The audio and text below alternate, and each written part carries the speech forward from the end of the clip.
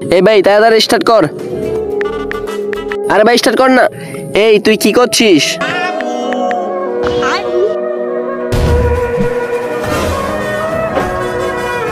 আরে এই শালা, তুই আমার গার্লফ্রেন্ডকে মেসেজ করছিস কেন?